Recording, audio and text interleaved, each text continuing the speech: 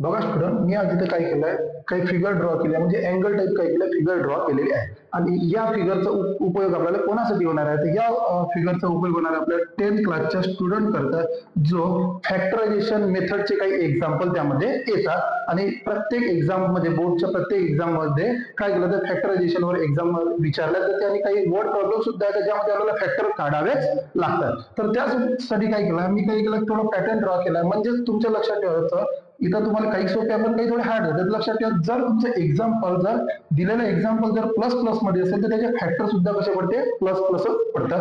ठीक आहे. जर फॅक्टर तुमचे जर प्लस आणि दुसऱ्या टर्मला मायनस दिले असेल तर लक्षात ठेवायचं, त्याचे फॅक्टर पडताना काय करते, प्लस मायनसच बनतात. ठीक आहे. आणि जर तुमचं जे एक्झाम्पल दिलं असेल मायनस प्लस मध्ये दिलं असेल तर त्याचे फॅक्टर पडताना कशामध्ये पडते, मायनस मायनस मध्ये. ओके.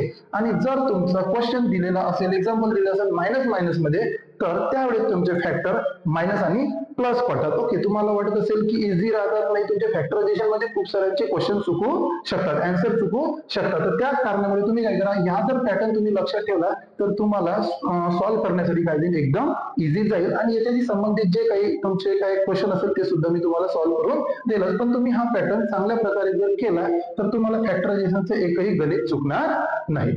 थँक्यू.